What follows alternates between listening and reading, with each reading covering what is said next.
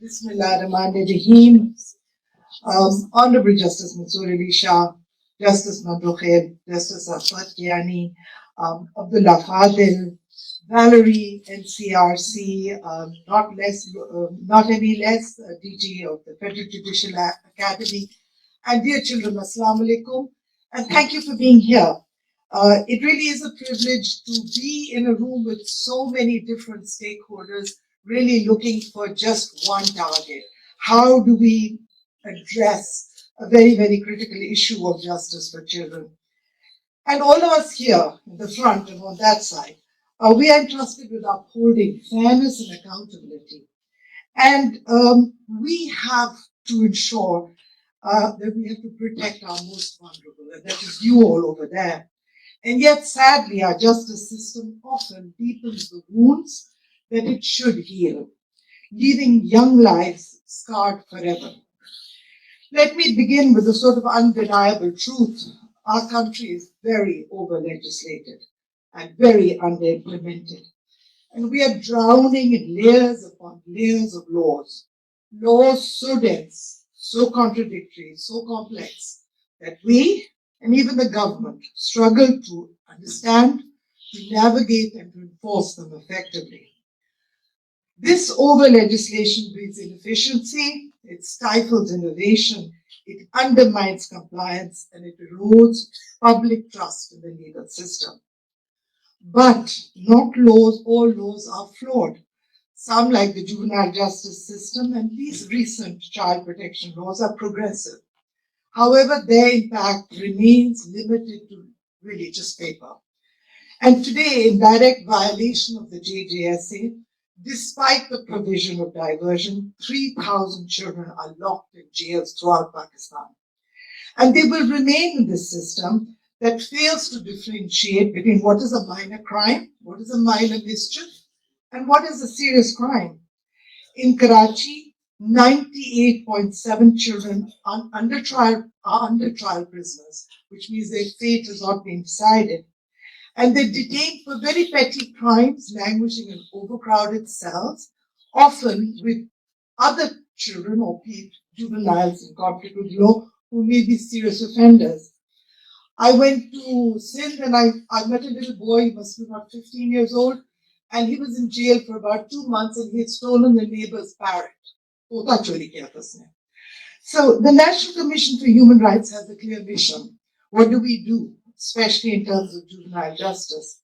We bridge the gap between what the government promises. So government makes these big promises. What does the law provide? And what do our children actually experience, especially when they're in jail? Now, a little bit about what is NCHR, which is Chidiya ka naam kya hai? So the National Commission for Human Rights has a statutory power to visit areas of detention. We have the power to take sumo motu action. We can become a party in a criminal proceeding, and we are the government's watchdog to task and critically advise the government on what needs to be done with regard to human rights. This year, we were very lucky. After a very rigorous performance audit by the United Nations, we received an A status. What is this really? Thank you.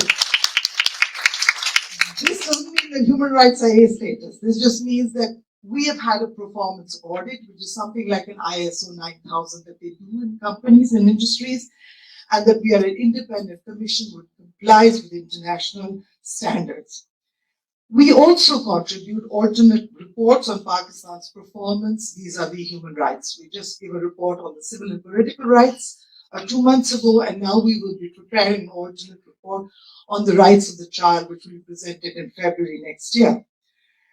We receive complaints, and this is something your children should know. We have different forums. You can call us at any time with any issue concerning you.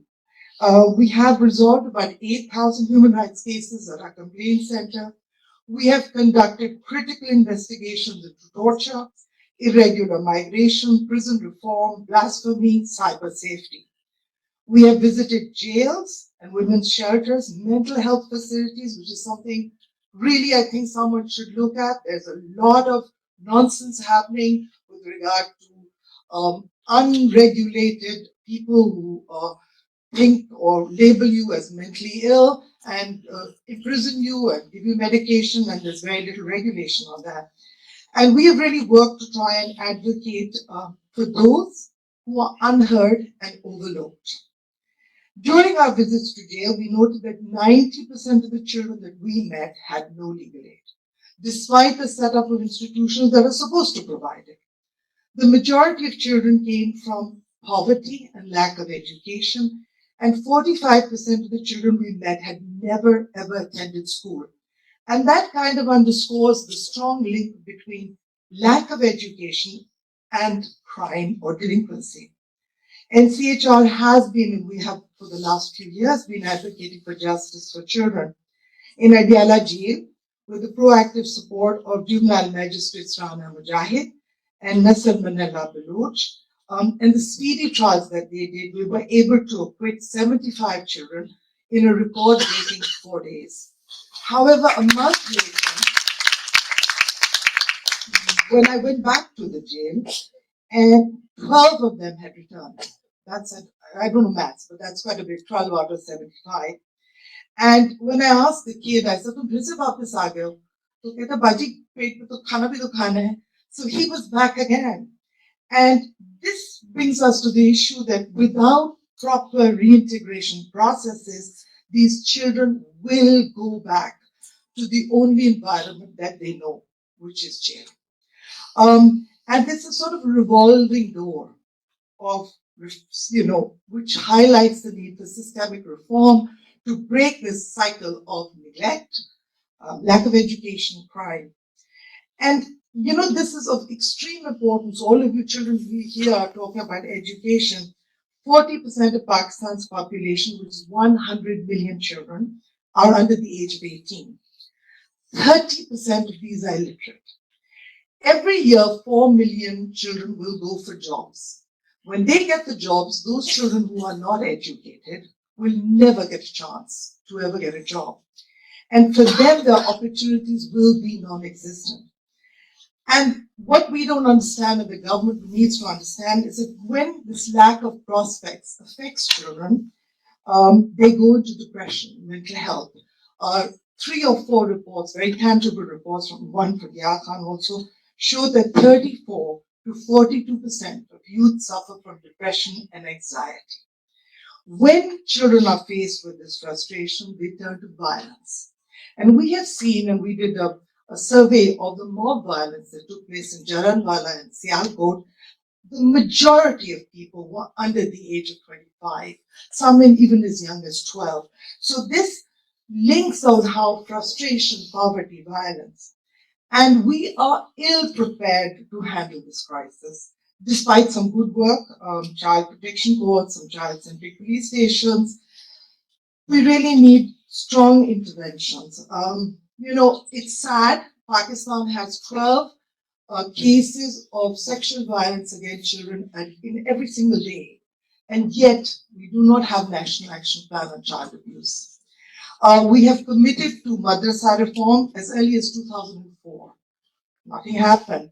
So I don't want to really talk about so much. Everyone has talked, Abdullah has talked, everyone has talked about what we need to do, which is, alternates to jail, ensure rehabilitative sentencing, address socioeconomic disparities, legal aid, empower create juvenile-specific infrastructure, ensure judicial oversight, ensure mandatory training for judiciary and law enforcement, harmonize our legal system with international commitments like the Beijing Rules or the Convention on the Rights of the Child. Today's event really is a wonderful chance to see everybody in this amazing spectrum of age and different stakeholders. We're all committed. And it's a good time, and I would acknowledge all of you being here to really take stock of the progress and the dialogue around the 6 priorities of children agenda to meet all these children. All of us hold a pivotal responsibility in ensuring justice, but justice does not stand alone. It is interconnected with social welfare, with education, with public health.